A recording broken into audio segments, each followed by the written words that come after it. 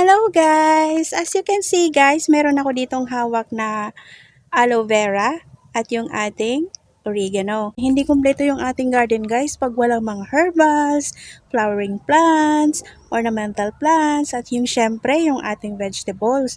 So sana guys, meron din kayong ganito sa inyong garden. 'Di ba? So tara at itanim na natin to. Let's go!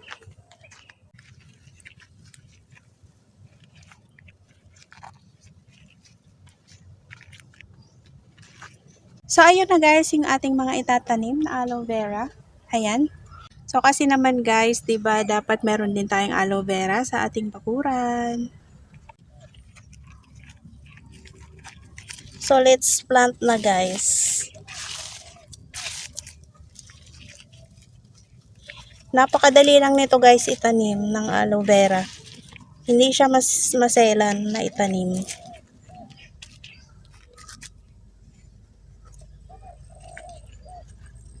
Alam nyo guys, itong mga oregano, hindi siya mahirap itanim. Kasi nga, kahit isandal mo lang yan dyan guys, yung mga oregano, tutubo yan.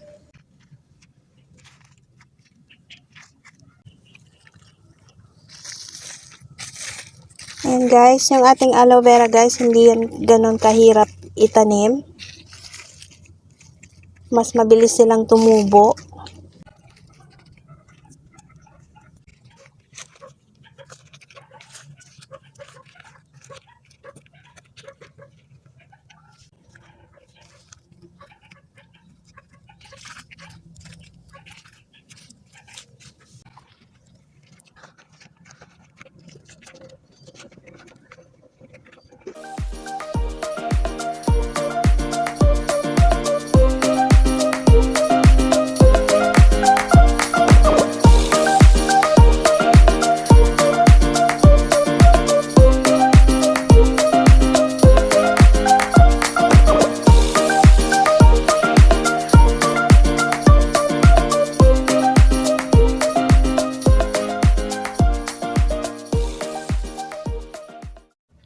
Guys, alam nyo ba na itong aloe vera ay ginagamit din tong fertilizer sa ating mga halaman?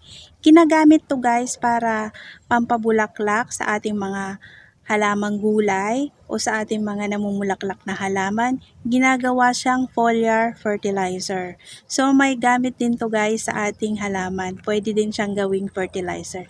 So tara guys at ipapakita ko sa inyo kung paano gawin ang foliar fertilizer gamit lamang itong aloe vera.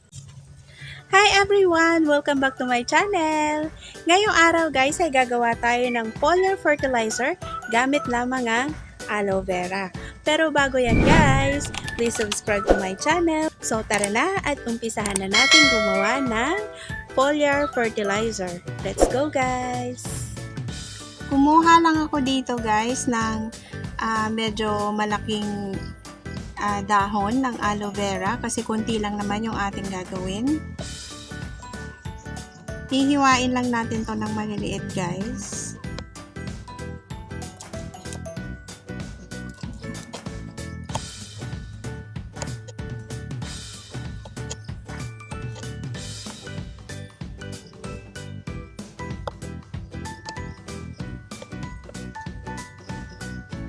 Grabe guys, oh. Malaki kasi yung dahon. So, hihiwa-hiwain lang natin siya.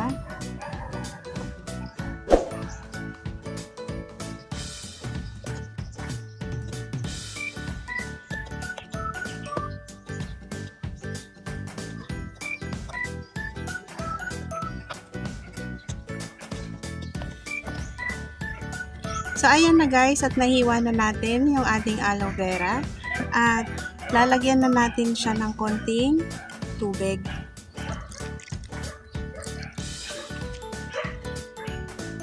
Para makuha natin yung extract ng aloe vera. So, didikdikin na natin siya guys.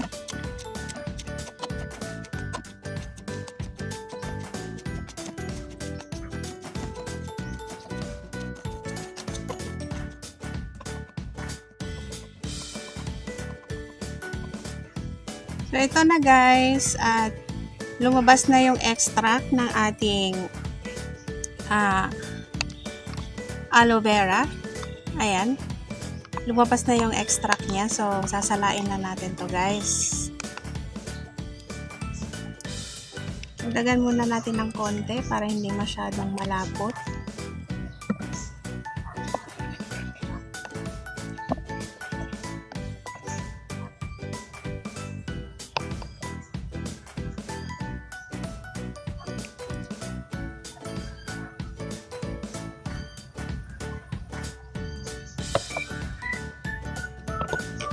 So, make sure guys na yung salaan is super, ano talaga siya, yung super maliliit yung inyong salaan para hindi makasama yung pulp ng aloe vera. So, ganyan siya guys. Yung ginamit ko kasi dito guys is yung filter ng coffee maker. So, pwede rin yung gamitin para salang-sala talaga yung pulp. So, ayan guys.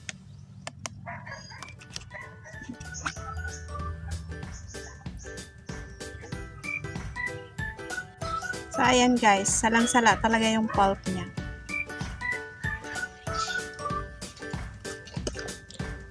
At ito na nga pala guys, yung nakuha kong extract galing dun sa isang malaking dahon ng aloe vera. Ayan. At isasalin na natin siya dito sa ating sprayer. Pero hindi natin to guys isasalin lahat kasi kailangan lang natin dito ng 1 tablespoon ng aloe vera extract para i-dilute natin sa 1 liter na water.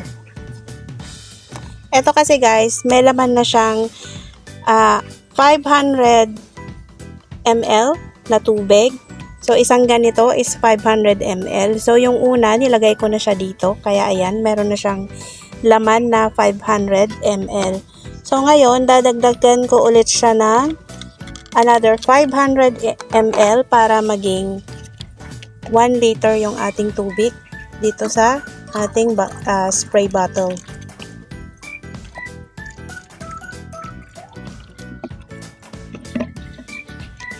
Kailangan natin gumamit ng tablespoon dito guys para sukatin ang extract ng aloe vera. Ayan. Punuin lang natin siya guys. So, ayan, ganyan siya. 1 tablespoon ng aloe vera extract sa 1 liter na water. So, ayan. So, may natira pa guys. So, pwede ko pa siyang gamitin. Tatakpan lang natin at ipang-i-spray natin to sa ating halaman. So, ito na guys yung nagawa nating foliar fertilizer. So, ito na siya. Dinilute lang natin sa water yung 1 tablespoon na aloe vera extract. Imimix lang siya sa 1 liter na tubig. So, ayan na siya. Dinilute ko na siya guys. At ready to use na ang ating foliar fertilizer.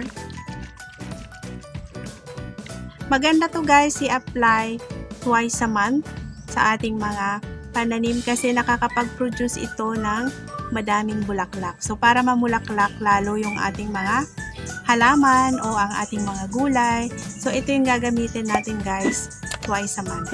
Tara na at i-apply na natin to sa ating mga halaman. Let's go! Nakakatulong to guys para mamulaklak lalo yung ating mga halaman at yung ating mga gulay. So, ayan guys, in-spray ko sa ating ampalaya.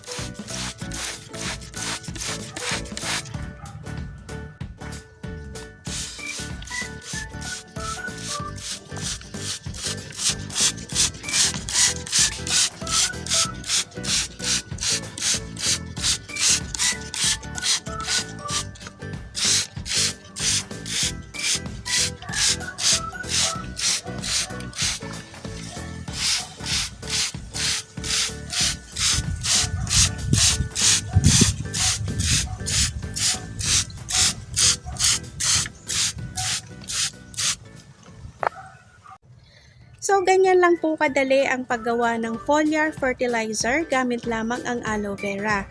So guys, kung nagustuhan nyo ang aking video for today's episode, sana ay nakapag-like and share kayo ng aking videos, and don't forget to subscribe to my channel and click the notification bell para ma-notify po kayo pag meron po akong bagong upload. So again guys, it's me Leia na nagsasabing sabay-sabay tayong matutong magtanim gamit lamang ang organikong pamamaraan. So that's all for now guys, and thank you for watching. Bye-bye!